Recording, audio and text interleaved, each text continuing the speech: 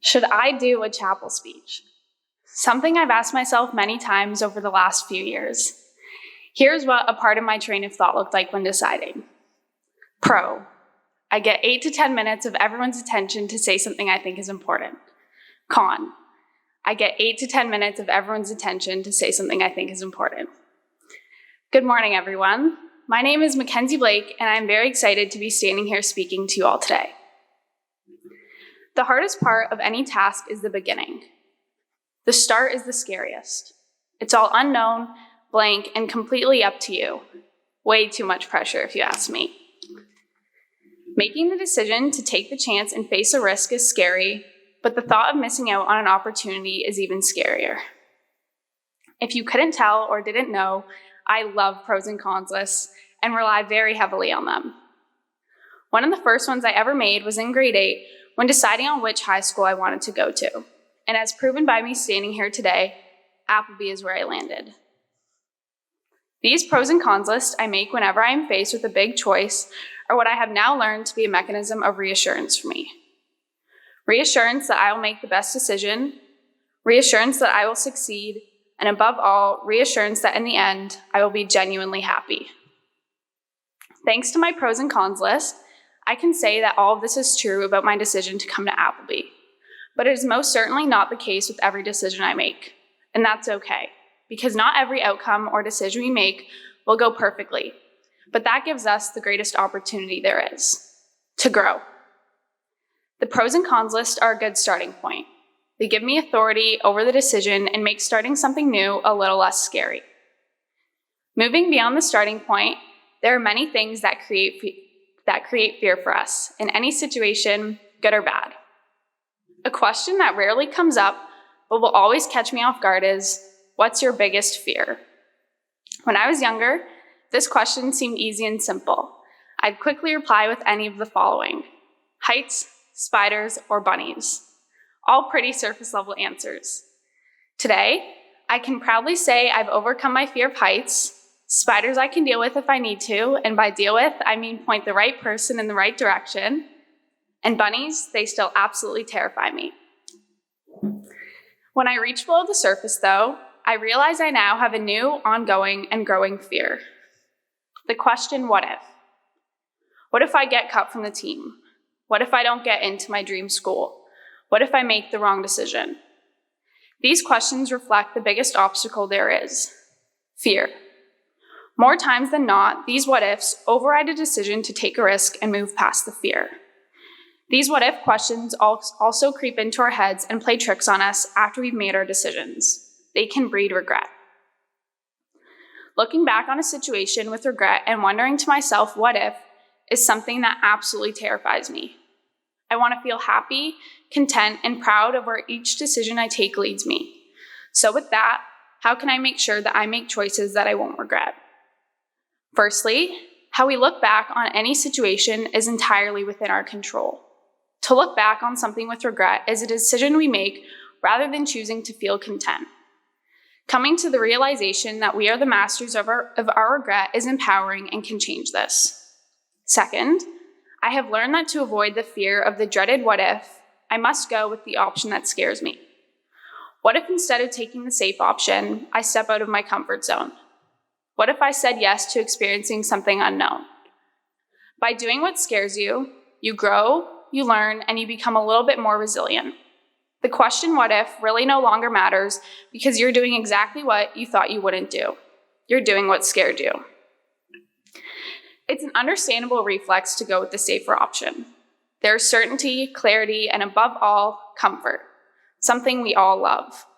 What scares us is the uncertainty, the unknown, and the discomfort.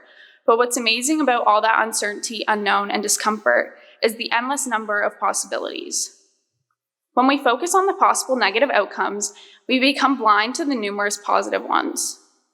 By challenging ourselves and taking the scarier choice, it is no longer uncertain or unknown because we are living it. By making the decision to face a risk, you overcome an even bigger risk, missing out on an opportunity to grow. So back to making those pros and cons lists. No matter the situation or decision, a pro you can always add to your list is growth. A big part in everything that we do, say, and feel is the outcome. In any decision we make, it ultimately revolves around the ideal outcome. But what if we stopped focusing so much on it and enjoyed the journey? What if we stopped being fixated on the concept that an outcome is either a success or a failure? I have learned that instead of looking at an outcome to be simply success or failure, we should strive to look at the outcome to either be success or growth. I have tried out for more sports teams than I've been rostered on. I have cried more times than celebrated about making a team. Unfortunately, it doesn't get easier the more often it happens. In fact, I think the older I get, the longer I cry.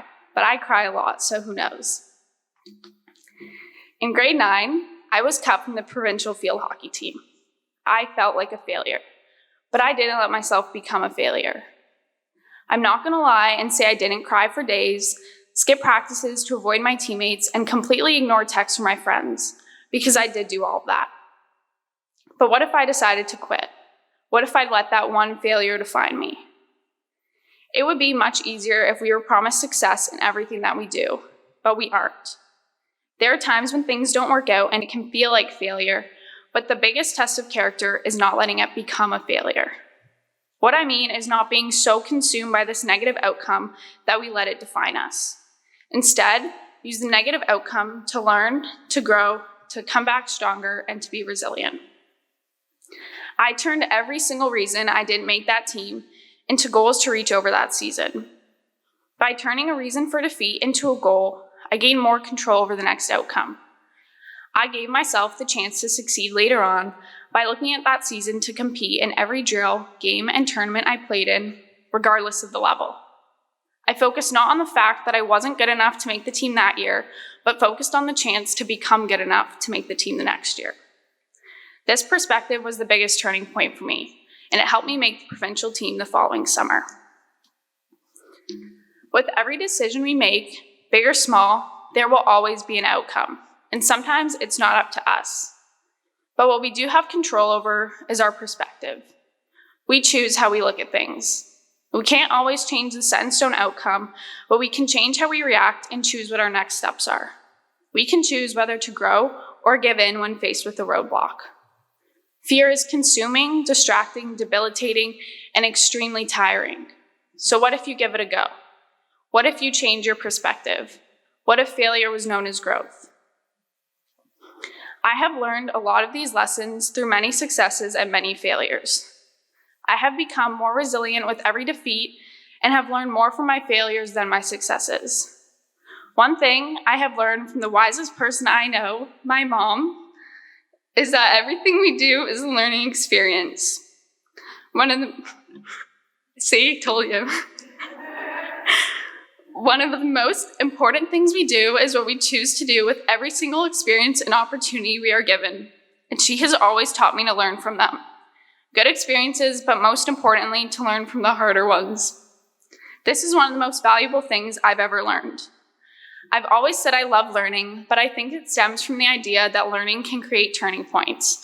It's just a matter of choosing to find a lesson in all that we do or encounter. Ultimately, we can choose to grow or not, and every experience offers us that opportunity. The only time we truly fail is when we take nothing away from an experience. S2s, we are all making really big decisions for our next steps. 4 months ago, the word university would make me cry, literally.